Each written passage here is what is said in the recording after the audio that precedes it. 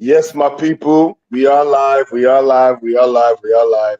Yes, we're back on the show, the preview show. We're going in. It's Bournemouth versus Arsenal. We're going away. Well, do we think we can keep the run going? Gabriel Jesus is on fire. Martinelli's on fire. The whole team seems to be gelling. The whole team seems to be in synergy. The whole team seems to be popping. Do we still think we're going to bring in any new signings? I'm hearing news of Pepe going to Nice. Marquinhos is going to be probably with the first team and Fabio Vieira. But guys, what's up? The Aussie Gunner and G Talks is in the building. What's going on, people, man? Nice to see you guys, man. You guys look good, by the way. What's going on? Yeah, I'm all good, man. I'm all good, bro. Do you know what I mean? Like, obviously busy day at work. Like I was saying to you guys off air, I've just been on the phone to EE for the last hour and 15 minutes. So fuck EE. Fuck EE. Don't fuck them once. Fuck them twice, man. Like, I'm talking fuck them. Other than that, it's a pleasure to be on the stream with you two. Yes, I'm all good. Just looking forward to the show. Yo, man. I'm really buzzing going into the season because right now I think we look like a brand new team. And I'm sure we've seen the All or Nothing documentaries. We can see that this team really cares. There's passion behind this team. We just need to get behind them and we just need to keep on pushing. But I want to know, Aussie Gunner, I want to know what you feel about us going into this game. Do you think we can keep the momentum going? Do you think we can get 3 points in this game? Yeah, look, the team itself at the moment seems to be on a good run. Grind out the win against Crystal Palace and respond the way we were responding against Leicester. We go down a goal, we get back a goal. Go down a goal, get back a goal. And I think against Bournemouth, the key here is to start quick. You know what I mean? Yeah. Bournemouth are going to be a kind of team that are going to come in and they're going to try and hit us early and then just park the bus. And we don't want that. We can't allow them that. So all we have to do is take advantage early, press them much like we pressed Crystal Palace. If you guys remember, when we first went in against Palace, the first 20, we were all over them. We were like a rash. We have to be the same here. We need to get a goal early because if we do, that's when Bournemouth are going to be forced to open up. And the game could just become even more exciting, really, more goals in it. I agree. It's all about controlling the midfield for me. Like, the midfield is such a key battle. We need to be the dominant team. We need to have possession. GT, I swear to God, we need to control this game start to finish. Definitely. I think what you've seen in particular, obviously we saw moments of it and snippets of it last season, but we weren't consistent.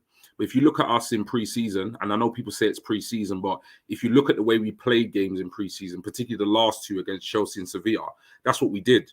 We came out the blocks quick. Yeah. We pressed both teams really, really high up the pitch, caused them to make endless amount of mistakes, and just we were effective and we were efficient at key moments in the match. And you saw more of that in Palace. Like, it did kind of fall off slowly, kind of in the second half. You saw, again, consistency. That's the way we started the game against Leicester. So it's more the same, really. Like, I've seen the last kind of 2 game weeks, I've taken the time to kind of watch quite a few of the games. And if I've not watched the full 90, I've watched the highlights. And to be honest, I don't see anything in Bournemouth that we should be scared of or afraid of. They had a 2-0 win against a really, really poor Villa side. This Villa side, regardless of how much they've spent, regardless of the hype about Gerrard, they're not a very good team at all.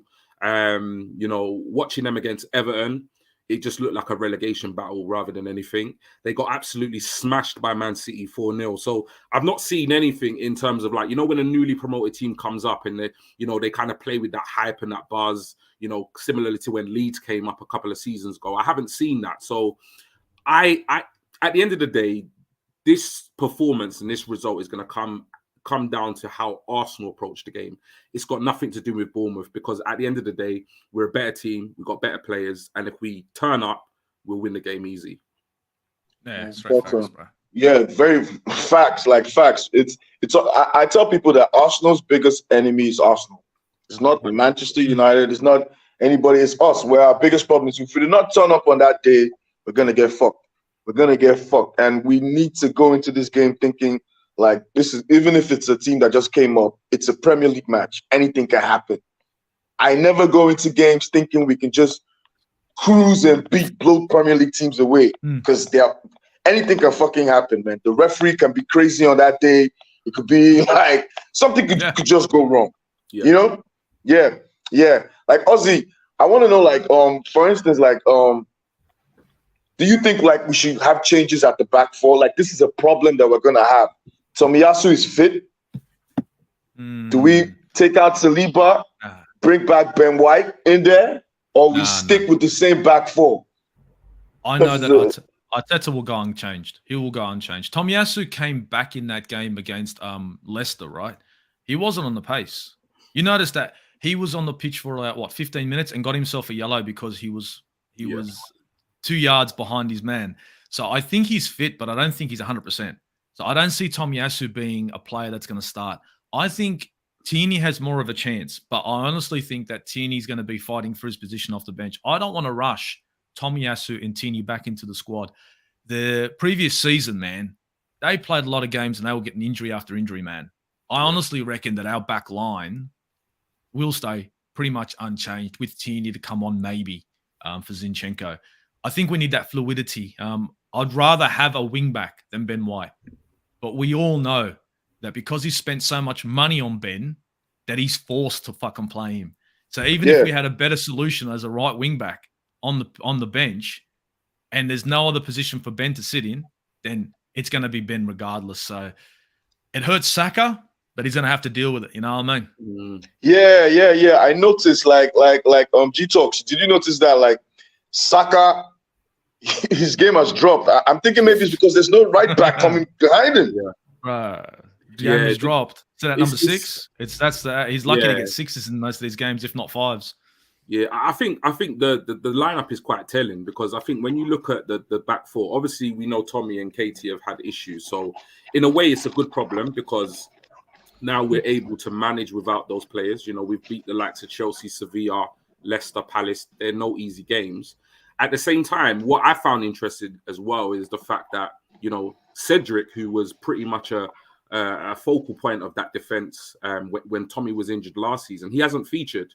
He hasn't featured at all. And under 21s, I think. Was he in under 21s? He scored a goal, I think, a free kick. Yeah, because he was injured. But prior to that game, I didn't know he was even injured. I don't think it was common knowledge. So that might explain why Ben White's in there.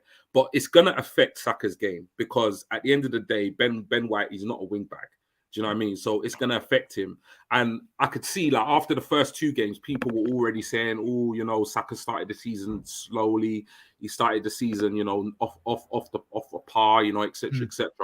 And I just think to myself, you know what? In a way, I get it. I've seen it in the games. He doesn't necessarily see himself, but at the same time, that's what we want.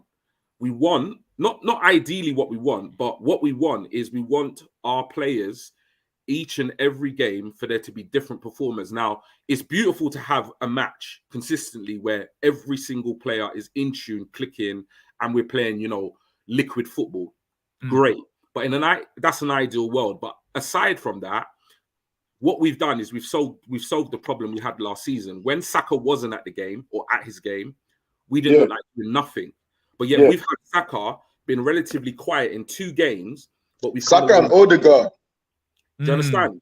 But we've still come away with 2 impressive wins and 6 points, because what we have now is we have generally we have a better squad. So I'm not worried about Saka. I'm not worried about him at all. Starboy, he's going to come good. I think it will help once we do get a wing back in that position. But I think, you know, the answer to your question in terms of what you asked, Ozzy, you know, I think what we've seen the same team in the last 4 games, the 2 last preseason games, the 2 games against Palace and Leicester. And yeah, Arteta's not going to change a thing.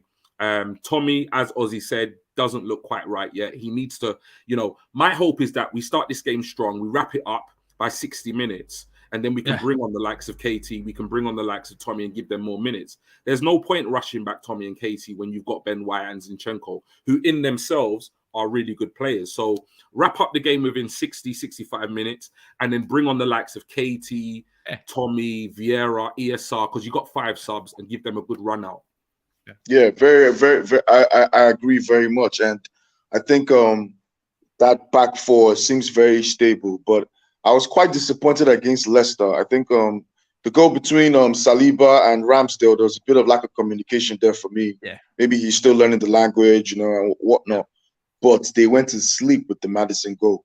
They did. And Yeah, I think Ramsdale was more to blame on that one. Near post, man. And that's an issue with Ramsdale, man. He's getting beaten at the near post, not just this season, but last. That was actually brought to my attention by one of my boys at Football Capital. Football Capital's telling me, he goes, your goalkeeper's gun. He goes, but what's up with the near post? And I went, you got a fact here. And every time I looked at him on the near post, it's like he's shaky. So I hope that's something they're fucking working on. You're right. Ramsdale on the post is fucking.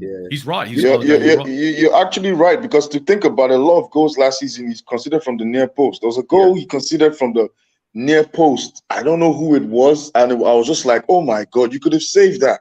Yeah, Yeah, you know what it is. I think he conceded one similar to. I think it was against Liverpool. I think it was Diego Jota. I think. That's the goal. That's the goal. And you know what it is with Ramsdale. Yeah, I think he came into the club and everyone was just, well, not everyone, but most of us were very underwhelmed by the signing. But what he did very well was he connected with the fans very quickly, just by his kind of attitude and the way he played the game and his passion, his being vocal on the pitch.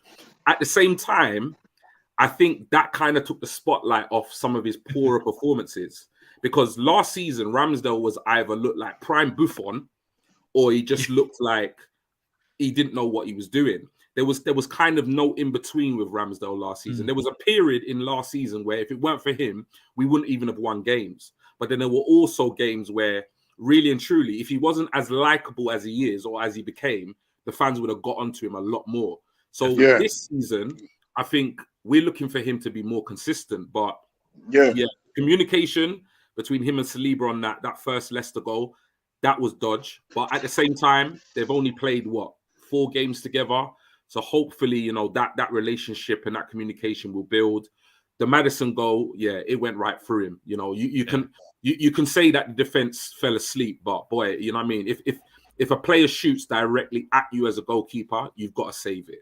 You've got to save it. You're right. I think the reason why that's not been made such a big deal of is because we won the game 4-2. And that's the thing. When we're winning, fans will not massively, go through performances of players and really heighten kind of like mistakes. But he's got to be careful, because as soon as we get ourselves in a tight game and he does something like that, he's going to get it. Yeah, and the thing about it, that game was a bit too open for me, especially in the second half. In the first half, we were dominating. We had chances upon chances, which I feel we should have taken more of them. But honestly speaking, that game was too open for me in the second half, especially for a team where we were all over. It was just too open for me. That is something we have to address. And I think I'm gonna put that on maybe Xhaka being a bit too advanced sometimes.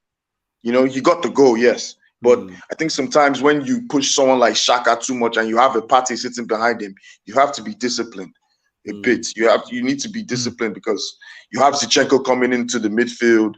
You have Ben White, who thinks he's a midfielder sometimes when he pushes up with the ball. So we have to be very careful when the game is very open. We cannot have a shooting contest in every game. We should not be doing that. We shouldn't be doing that. We shouldn't be doing that. I'm hearing reports that Pepe might be going to Nice. Loving it. Pepe reports Pepe might be going to Nice. I feel very sorry for Pepe, because he's a good guy. He seems like a good guy, who just wants to play his football. But it hasn't really worked out for him, because the fans wanted him to do so well. There was so much hype behind Pepe, but unfortunately, Pepe hasn't been the one for us. And he's our record signing. It's a shame. Yeah. I think Pepe falls into that category of a lot of players Arsenal bought over the years, in that they came to the club when there was a lot of kind of instability. So I think the same can be said for the likes of Torreira, because I remember watching Torreira at the World Cup for his nation, and he looked absolutely brilliant. He was a beast, eh? Yeah, and I was fully behind the Pepe signing. I didn't care what we spent. I was fully behind it. I saw he registered, and I know it's the French league, but he registered crazy numbers in that. Everybody was behind, even me. I was a little bit worried, but at the same time, I was behind it. I was like, because the French league, for me, I look and I think it hasn't been the same signing players from the French league since we were doing it back in the day. You know what I mean? But I was still like, again, like you said, the numbers look sexy. Yeah. And he come over, and it was just, I think you're right. But I think the writing's on the wall for him, because I think if you've seen the All or Nothing documentary, the man don't even speak once in 8 episodes. I think I saw him. I think I saw him in his kit once, and that was against Newcastle when obviously Arteta was throwing the kitchen sink at them, trying to get a goal. Other than that, he's not been interviewed. He's not commented. The cameras have not been on him, and I just think that just tells you everything you need to know. We've got the record signing, bro. We got a new 5-sub rule, yeah, and he's not featured in the league yet. Yeah, bro. Arteta don't want him. He'll go before the end of the window, 100%. He's been thrown to the side, guys. He's been thrown to the side. I mean, sometimes, to be perfectly honest, right, we can use Pepe off the bench. He's a decent player, and I do believe that he can still bring something to this team, right? Yeah. I think this is where Arteta's got problems. We've got a player in him that's got an ability to be creative and blah, blah, blah on that right-hand side. And in some cases, he's better technically than fucking Saka. Saka in the last 2 games has been the most predictable winger that you'll ever get. So when you see Saka constantly bombing up the wing, pulling up the brakes like friggin' Raheem Sterling, but not making a quick run afterwards and then just passing over to Odegaard, we got nothing to lose by bringing Pepe on. You know what I mean? But obviously there's something Arteta doesn't want from him. He probably just hates him. It must be personal. And this is where I think the team is, you got to put the team ahead of your personal issues. It's got to be personal because let's be honest, man, in these last 2 games, Saka has been lucky 5 out of 10. Lucky for a 5. You know, so yeah. Here we go. Welcome, Akpos. Akpos. Thank you, Kennedy. Well, I'm good. Apologies for coming this late. I messed up the time with the Nigerian Englishman. I think at least you shut up. At least you shut up. People are asking where Niger is. We buried him. Niger's gone. We took over this show. You know how they call this free touches? We didn't touch him. We weren't touching. Nah, we were punching. We were doing some damage. He's gone. Fact, football capital needs a good run again. We're talking about the Bournemouth Arsenal game. I just want to know your thoughts briefly going into that game and what you feel about if Arteta should change the back 4 or keep the same back 4 that's been serving us in this last 2 games going into the start of the season. Well, for me, I think that the back 4, there's nothing there to change, in my opinion, because like our people would say, if you know spoil, you know they change them. So you don't change it until it's faulty, until you have issues with it, because it seems like the back 4, there is an understanding there already that's trying to build up and all of that. So for me, I think until we have a fit Tomiyasu that's 100% pushing pushing Ben White for that starting role on the right back, I don't think like we need to change anything yet. But this is what we want to see, and this is what we've been screaming for years past and seasons past, because we want to see a fit team, and we want to see 2 players pushing the other player in the team for the same position. That's what we want to see. Like we have a fit Kieran Tierney now, a fit Alexander Zinchenko, a fit Tomiyasu, a fit Ben White. We want to see all of this competition of these places, and at the end of the day, we will see the positive effect on the team and the positive effect in the performance that this team will be delivering. So I don't think we have anything to do in terms of changing the team sheet for that back 4 yet.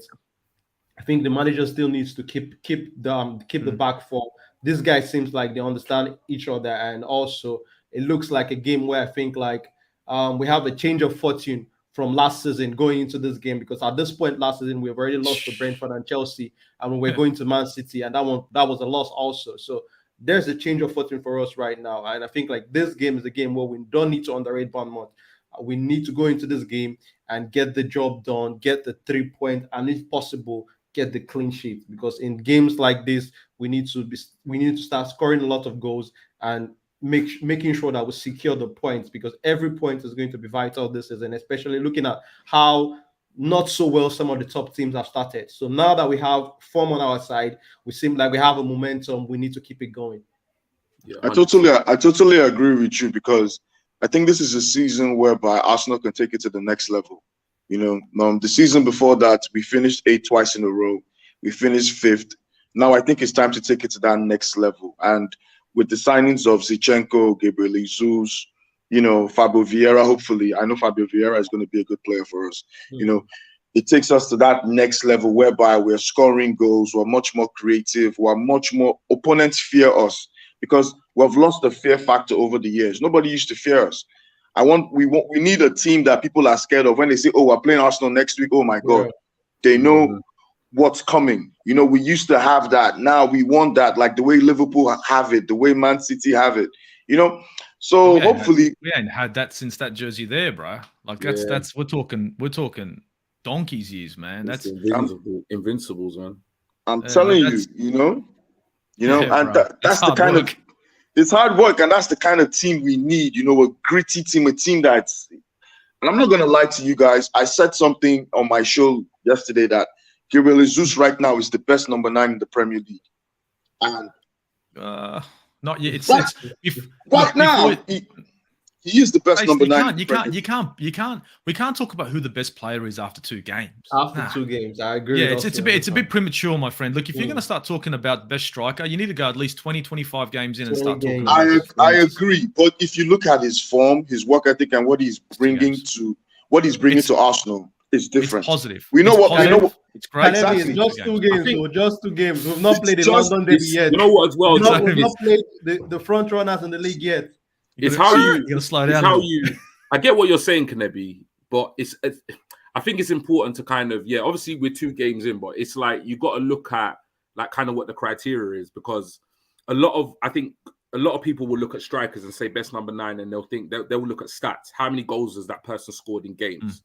Which for me, you know, it's really like obviously as a striker you want to put the ball in the back of the net. At the same time, I get what you're saying in terms of making that statement, because I've felt close to making that statement, and the reason why that is because I think it's Gabriel Jesus's whole overall game and his versatility and what he offers. Exactly. If you look at him as a player, I won't go as far as to say he's the best number 9 in the league, but he's definitely up there, and I wouldn't even say in the league. He's up there in Europe, because in terms of what he does and in terms of what he offers, there are very few strikers with his pace, with his power, hold-up play, link-up play, versatility across the front 3.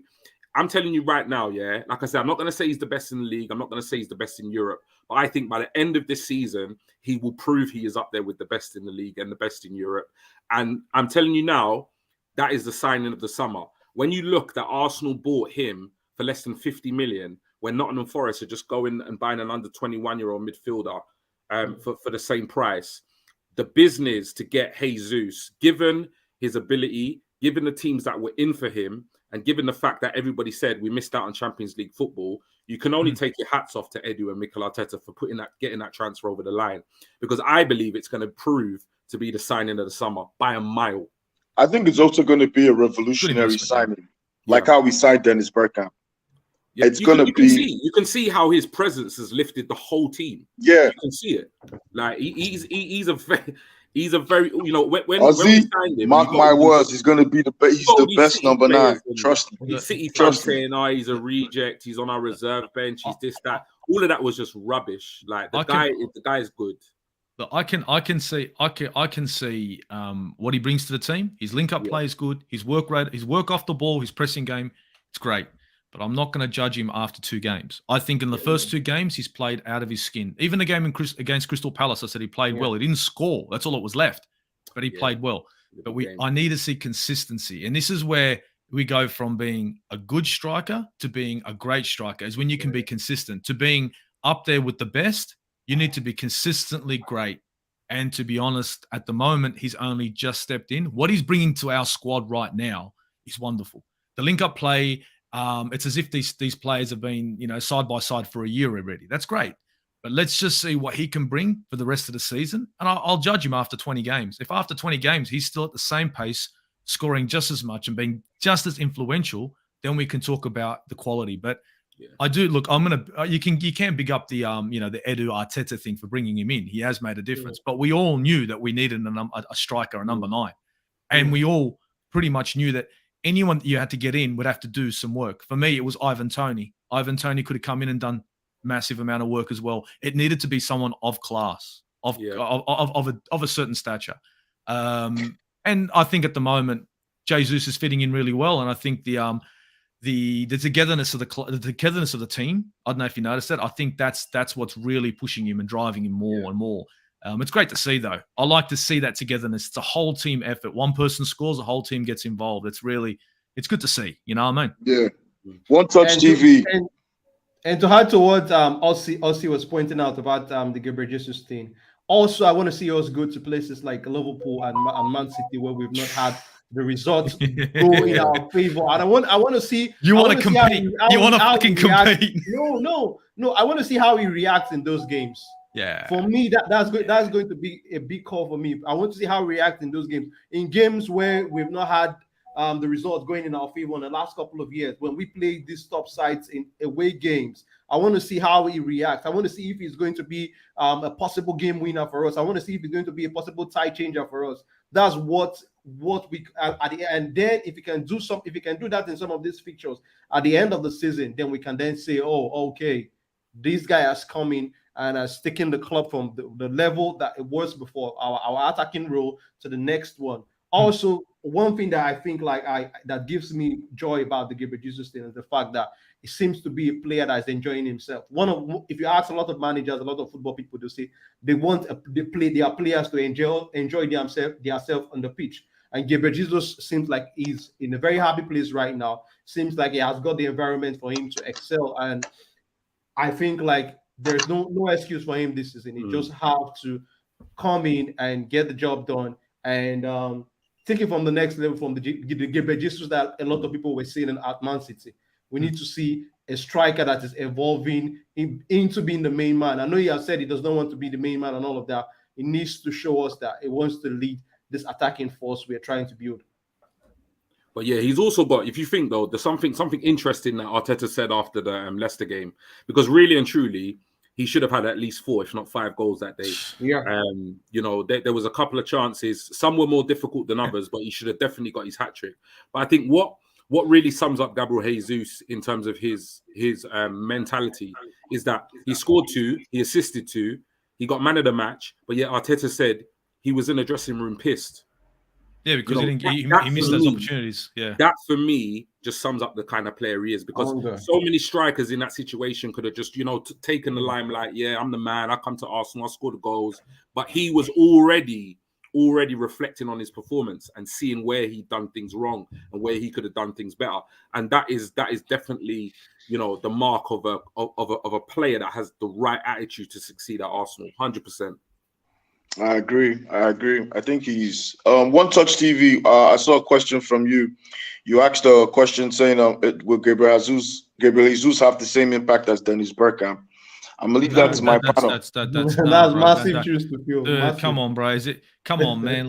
What's the meaning to life? Don't give me this, man. You're asking a question like that. Dennis Bergkamp, the Iceman. Look, is he going to have that kind of impact? I doubt it.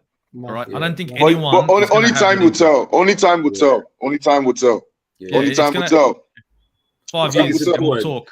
Give me 5 years of fucking gun. Let Jesus be Jesus, man. Let him build his own legacy. You know what I'm saying? Let him build his own legacy, though. But I remember when we signed Bergkamp, we were shit, though. Yeah, we were shit.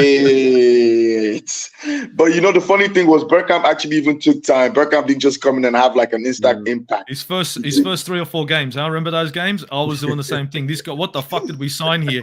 Remember when he scored? As soon as he scored, everything changed. It was on, right? Yeah, I remember those. I remember back in the day. Yeah. My friend always reminds me of this. I remember going to football training on, I think it was Saturday, Sunday. I used to play Saturday, Sunday league football.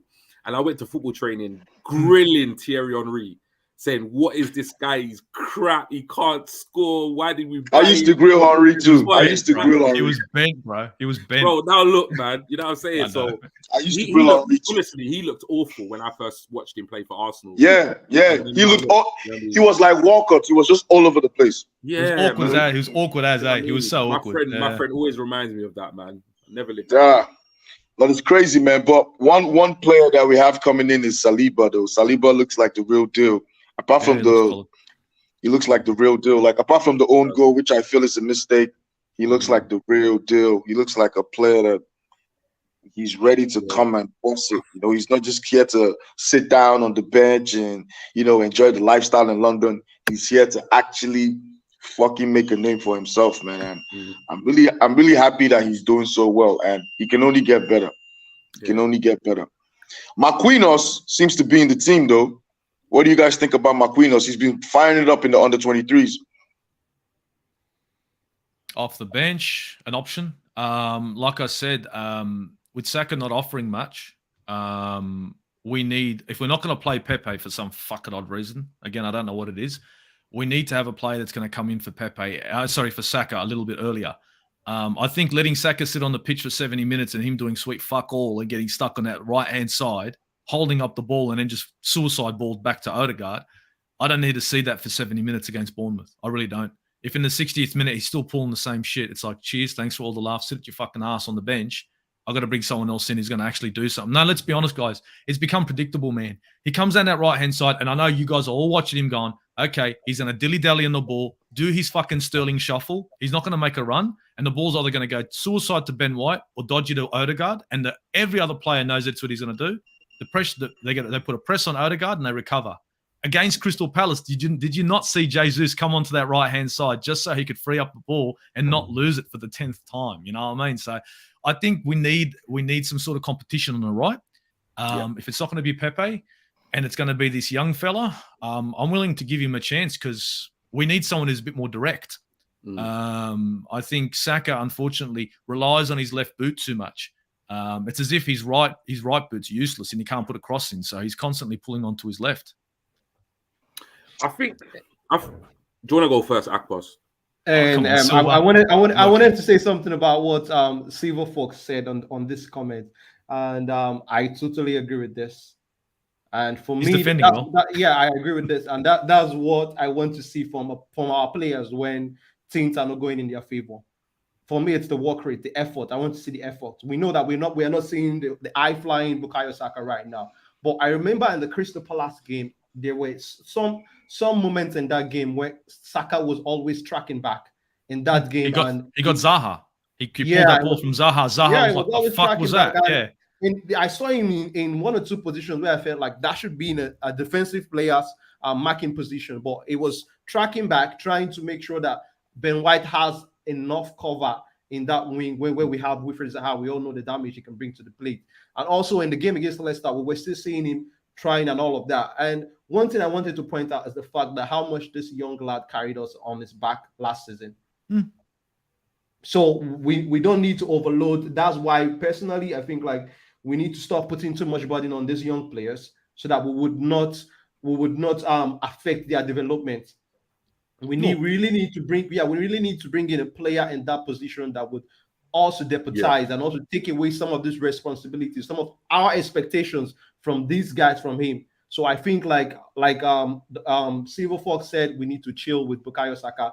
He played a lot of games last season, carried the team, delivered for us in moments where we needed our players to step up. And I feel like he has just had 2 games where we've not seen the eye-flying Saka. But in this game against Brentford, Bournemouth, I think like we're going to see Bukayo Saka scoring in this one. Yeah, it'd be great to see that.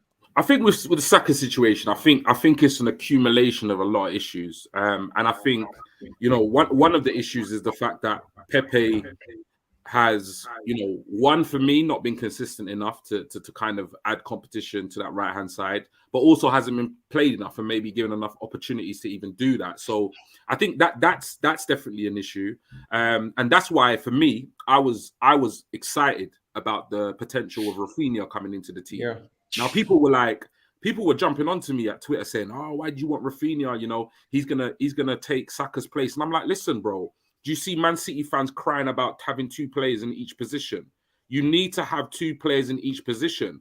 Saka is a very, very good young player, but in order for him to develop his game and elevate his game, he needs competition.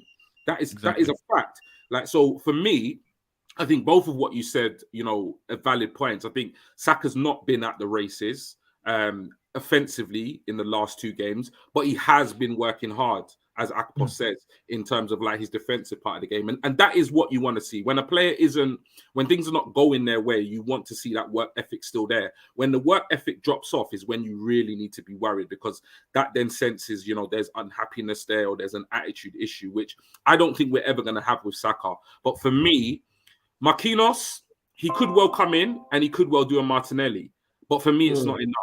If we're going to get rid of Pepe between now and the 1st of September, we need to bring in another right winger or somebody who can play on both the right and the left that can come in and push on and help develop and elevate both Martinelli and Saka's game, because let's face it, those players have been like shouldering the responsibility for this club for the last 2-3 seasons. And I've seen, I believe, the impact Jesus has brought to Eddie's game. Because I'm not saying Eddie is like a phenomenal player overnight, but when he comes on, he looks hungry. Like it's like he's got in his head that, listen, I got to do something, because if I don't, Jesus is going to eat all my food as he's eating all the food now. So when he comes on, he looks direct, he looks sharp, he looks strong. That's what we need, but we need that in the wing areas, because right now, Saka walks into the team, Martinelli walks into the team, and you don't want to have any player that just walks into the team, especially at the age of 2021. It's not healthy competition at all. Well, we've been linked to Jeremy Pino. I don't know if that's true, but there've been rumors about Jeremy Pino. But Jeremy Pino himself is another 18-year-old player. Jeremy Pino has huge potential, but it's confusing for me because we already have Marquinhos. Then why go for Jeremy Pino? Yeah, can it be? And that's my problem. That's my problem with that link. I think we've all seen how bringing two top quality signings in terms of Zinchenko and Gabriel Jesus could lift our team. We've seen how it has affected our performance on the pitch, and it has affected the result on the scoreboard. Why not go for a more established player? Let's bring in let's say we are bringing three top quality players. Fabio Vieira, I look at him like still a player that is still developing. The same with Martinelli, Marquinhos also. I think we already have younger players in this position. I don't think like that transfer should be one that we want to do if we really want to compete this season. I think we should go for a more established player, in my opinion. A more established player. Yeah. Who be available in the market? There are players out there. There are players out there. That's why they are paying these guys a lot of money. That's true. Because if you see, I don't know if you watched the Arteta press conference earlier, but he was asked he was asked about the futures of Bellerin, Ainsley, and Pepe, and basically he didn't deny it. He said we're basically looking to resolve the futures of certain players, etc. He did a proper politician answer, so that tells me them three are going.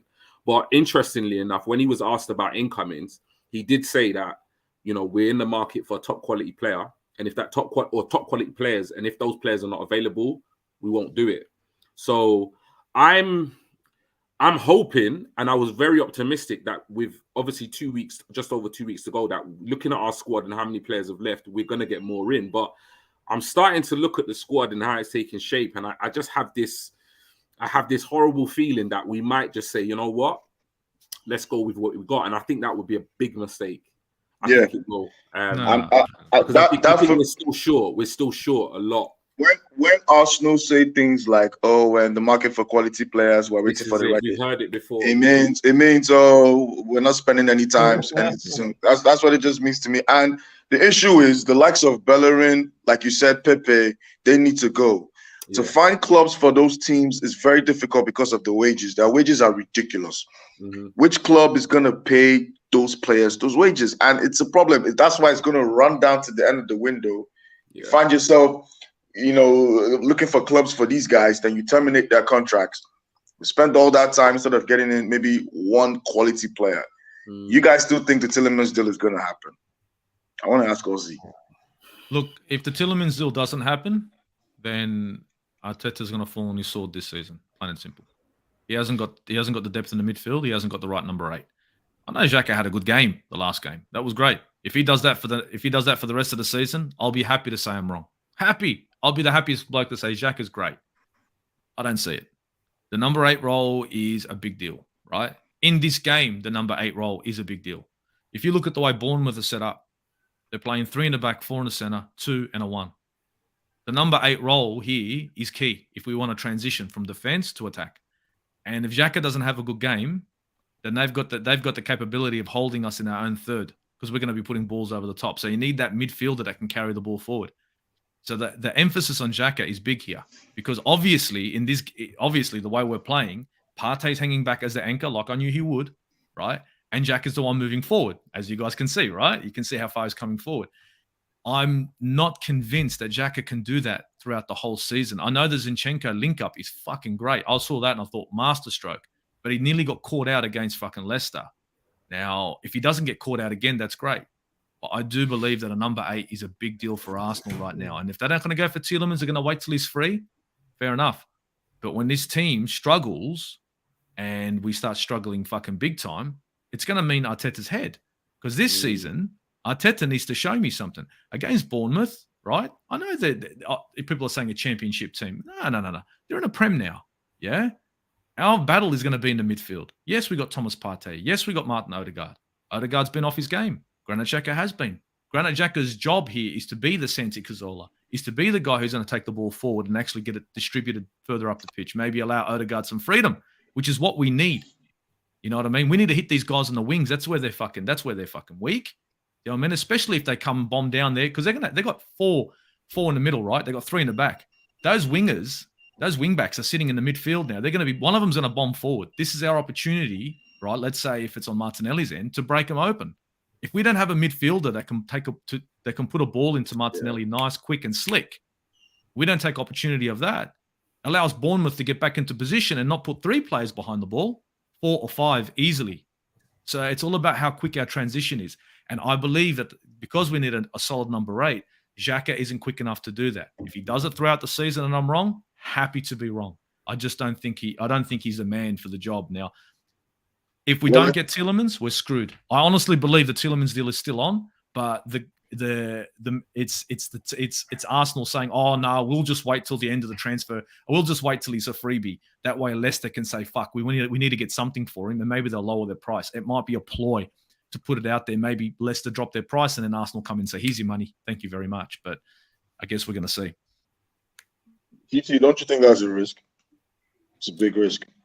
You know what it is? It's like for me, the squad. Obviously, we went into the window. We made a blistering start. We made some really good signings, some surprise signings. I think the buzz was around the club, and I think since the Zinchenko deal, it's gone a bit quiet. Looking at the squad, for me, it's not ready for a campaign when we're going to be fighting on 3, 4, 5 fronts. At the end of the day, this season, as you've all said, we need to elevate. We need a top 4 finish, and also I'd love a bit of silverware, but we're not going to be able to do that for me with the current squad that we've got. There are gaps in this squad. Now, the reason why, for me, we need a Tielemans type player is because Xhaka is on form. He is playing good football, but I don't see him sustaining that level throughout the whole season, as Ozzy said. There's going to be the odd suspension. There's going to be injuries to Partey and Xhaka as well. So there's going to be the odd suspension. It's going to be odd, bro. It's going to be the frequent suspension. At some point, he's going to take an L and he's going to do something. Do you know what I mean? He's going to throw punches, bro. We need somebody to come in there. The reason why I think to pass up on the Tielemans deal would be absolute nuts. To pass up on a player of that quality at the prices that they're quoting, between 20 to 30 mil, I think is just absurd. At the same time, when I start to look at the squad and I start to see and listen, read between the lines what the club's saying, Zinchenko can play number 8. Fabio Vieira supposedly can play number 8. And that's starting to make me think, like, have we bought players to kind of go in there makeshift when Xhaka's not on it? Or are we actually going to go out and buy a number 8? I think if we don't buy number 8, we're going to be in big trouble. I still think we need a Partey deputy, because people will say, "Oh, we've got Lokonga." Lokonga's not up to scratch. He needs a loan. He needs games. He needs week in, week out games, and he's not going to get that at Arsenal. In order for his game to develop, he needs to play regularly, not Europa League every fortnight or whatever. And El Nene, for me, fan favorite, great guy, great character. But again, the drop-off in quality between Partey and El Nene is immense. So it's all right to do, in a couple of games here and there. But if Partey gets an injury and misses 5 or 6 games on the trot, you don't want to be relying on El Nene. So for me, the weakest area, other than up top, was midfield last season. When we were out without Partey and Xhaka got suspended, we were screwed. And when you actually think about it, other than Zinchenko possibly playing there or Vieira possibly playing there, we haven't actually bought an out-and-out midfielder, which is probably the most important player we needed going into this window. So for me, the squad is not done. I really hope that Arteta and Edu do have a surprise up their sleeve. But like I said, if we pass up on Tielemans, I'd be gobsmacked, because you're not going to get that type of player at that price very often in the market. Last year, they were quoting 70 million for his signature. This season, going into the end of the window, we could possibly get him for 20. You don't pass up that opportunity, man. I think Leicester are sitting on 30 to 31 million. That's what they're asking, and Arsenal's still trying to lowball it. By the 30th, I reckon that will go down. I think that's what they're thinking. They're hoping to do. But don't forget, Manchester United right now need midfielders. Yeah. Right? Now, they've got Casemiro, whatever that may be. And I'm not talking about Man United. I'm just saying, but Man United come in and say, you know what? He'll do for us. Right now, we need to get players that can get on the ball and play some football. And if they come in and make a decent offer for Tielemans, this backfires. And Edo and Arteta look like dumb fucking dipshit. Yeah. You know what I mean? Sometimes being tight with money is good. But sometimes you got to pull the fuck up, get the business done. And I think they should when it comes to Tielemans. Gun player. I know you wanted Tielemans. I know you've been someone who's a big fan of Tielemans. Just like me, I wanted Tielemans. But there are some fans that said they watched Tielemans play against us and they feel he's not good enough because we played against them and we beat them and we seem to overrun them in midfield. For me, I just think, football fans, they get too excited. Do you still think Tielemans is the man for this midfield, Akpos? Because I know you're very big. Or should we be looking elsewhere? Because I'm not going to lie to you. For me, if Arsenal wanted him, Arsenal would have paid that money. Do you think we're looking somewhere else? I don't really know what these guys has got up their sleeves right now. That's it. We know these guys, they are very good at keeping all of this information very tight. It seems like Mikel Arteta has got the leak out of the football club. So it seems like every information is kept very close to their chest. So we don't know what they want to do. So, but for Yuri Tielemans, for me, I think we should get him now. I agree with Osigona on that one. We need to get him now because we know how all of these things happen. We can't tell what's going to happen in the next game. You can't tell. So you need to be going into a war as prepared as you can for all eventualities. Anything that's going to happen, that have a backup plan for this one. If something else happens, you have cover for it. So Yuri Tielemans, for me, I've been saying it all transfer window. Right age, right profile, international already for one of the best teams in Europe, or in my opinion. So I look at this guy, he has already won something at Leicester. I look at this guy and I look at the Arsenal move like this is the next step in his career. And this guy walks into our midfield and he definitely upgrades the quality we have in that midfield. Definitely. Because look at the way we play. Look at the way our fullbacks play. Look at the way Zinchenko brings some of those cutbacks. Yuri Tielemans has got the ability to strike the ball also. How many midfielders do we have? How many goals did our midfielders score for us last season? This is a player who can also arrive at the box. We're seeing Granit Xhaka do it in the last couple of games. We saw it do it in the game against Leicester. But we need more from our midfielders because it seems like we don't have an attack that will give us, let's say, 40 goals in the season. So we need our goals to be evenly distributed across all parts of the pitch for us. So we need our midfielders contributing. So I look at Yuri Tielemans as somebody who will come in. He can pass the ball. I think he has got more legs than Granit Xhaka, in my opinion, in terms of speed for cover and all of that. So I think like this is a signing that we need to get done now. And we are also in this market that it takes a day to change things. There was nothing about the Casemiro team for Manchester United, but it just sprang up out of nothing. So we've seen it time over time. A club that needs a midfielder might just come in with crazy money. And let's say they are in the Champions League. They put a good offer in front of the player with a good plan and a good plan for the future, a good plan for the season. It would definitely sign. We've seen it time over time this transfer window, and we've seen it over times in transfer windows. It's a game of numbers, what you have to offer the player, what your plan is, and if you can sell a very good idea to these guys, they will sign. So for me, waiting till January or waiting till we're going to get him for free by the end of the season, that's a very big risk for us when we don't have enough cover in that position. Yeah. If we had enough cover, okay, fine. We want to wait till one of our players move. But right now, I think like we're still short in that midfield area. Yeah. You see some questions in the comment section. One from our very own One Touch TV, who is MIA. I don't know maybe he's a catfish right now. Somebody's catfishing One Touch TV. Should we be worried about Bournemouth? Parkers has his team very, very organized.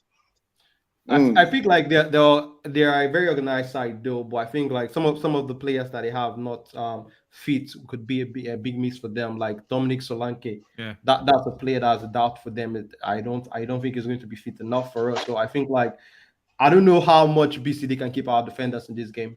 So I think like Aussie said, or I don't know if it's Aussie or GT Talks that said that in this game we want to see more from our midfield and our attack. We want to see how they can do, how much we can dominate games. We want to see us dominating this team, in my opinion.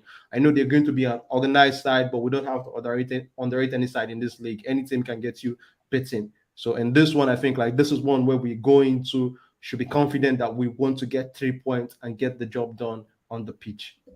Yeah, I agree. That's a game that we should be winning. I want to know you guys. I want to know your predictions quickly, and I want to know who you think is going to be the man of the match of the game. I want to start with my man GT right here. I'm going to go for a comfortable win. I think we're going to win this game pretty comfortably. I'm going to say 4-1 to Arsenal. The reason why I say that is I just think, like, looking at Bournemouth, kind of what Akpos said, I think Crystal Palace are organised. Do you know what I mean? Leicester City are organised side. I think most teams going in against Arsenal this season are going to prepare. They're going to want to be organised. But I just feel this season, different from last season, we're going to have the players to unlock those defences. If they want to play organised, we can play around them and get in behind them. If they want to, come out, we can hit them on a counter-attack. If they want to come with set pieces, last season we hardly conceded at a set piece. And we've got Saliba back there with Gabriel. We've got some size, we've got some units. And we score from set pieces now. This is it. So for me, I don't see how they can. I think the only way they can really get at us is if they come in, and probably what they will do is play a very physical style of play. So they will come in, they will try and rough us up and so forth, and try and get physical. That's the only way I can kind of see maybe there being a chance for them. But for me, as I said earlier, if we turn up, we win this game, regardless of how they approach it. We win it. They sit back, we break them down. They come forward, we hit them on the counter. They want to go set pieces, we can match them for that. So for me, I'm going to go 4-1. And the reason why that is because I just think we're going to have too much for them. But also defensively, I have seen signs that we do have the odd, mistake in us, given the back four is still quite new. So 4-1 from me. Your man of the match? Man of the match. I'm gonna back my boy, Starboy. He's gonna come up trumps this game and get a couple of goals. I said that to see Ozzy's face. I don't say it. I just don't say it. No, man, Starboy's coming good this game, man. Ozzy, what's your predictions? All right. I'm going 2-1, mainly because I think they are organised. I think they're going to be shifting their midfielders into defence constantly, going from 3 to 5 in the back. I think we're going to have a hard time breaking them down, so we're going to have to we're going to have to let them come onto us, really. You know what I mean? Hit them on a counter. But I think it will open up. Now, it all depends on how Bournemouth decide to take the game, because I think we're gonna lead early. That's the key to this game, us getting a lead early. But I don't see us going past 2-1. I think they'll try and shut up shop and try to minimise damage. They are well organised, and they are going to try and they're not going to be as open as what Leicester were. I think they're going to be a bit tighter. So I'm going 2-1. I don't think man of the match, Saka. Nah. I think man of the match in this game is probably going to be Gabriel Martinelli. Yeah, 2-2 so far, isn't it? I think he's going to chop him up. Well, for me, I want to back my boy. I want to go with the same route with GT on this one. I think like the man of the match in this game. I'd love to be wrong. Saka. And for me, my prediction will be 3-0 to the Arsenal, because I love a clean sheet for Aaron Ramsdale. I want to see this. I want to see a very coordinated back four, back five plus Ramsdale in that game. I don't want us to concede. I want to see us taking the understanding in that defense from the level where they conceded 2 against Leicester to the next level of keeping clean sheets and harmonizing more, working together more as a unit and as a self-organizing team in terms of the back four. And I'll be backing Bukayo Saka to get a goal, Gabriel Martinelli to get one, and Gabriel Jesus to get the other one. For me, my prediction on the day, I think I'm going to see it's going to be 3-0 to the Arsenal. And I think we're going to see Gabriel Jesus continue scoring streak. Maybe Saka is going to probably get one, and Martinelli too. I think the goals will be shared among 3 of them. But 3-0 for me. We're going to have a very good performance tomorrow, hopefully. And that's my prediction. And my man of the match will be Bukayo Saka. He needs to step up. So I think tomorrow he's going to actually make a statement. He's gonna make a statement tomorrow, hopefully. But that's it. That's it. Thanks, guys, for coming onto the show.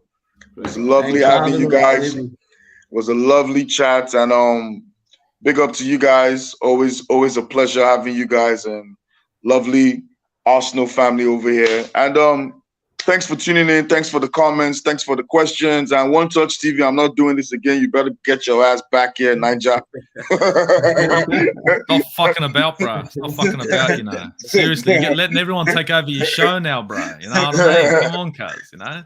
Fuck yeah. You know? I'm gonna look, if we do this again, I'm changing the name of the whole fucking show. Me and Football Capital are gonna take this bitch up, change the whole fucking thing. What do you reckon, Borche? We take this bitch and change it up. We'll make it like a sister company of fucking Football Capital, huh? We'll call it Football Minimal.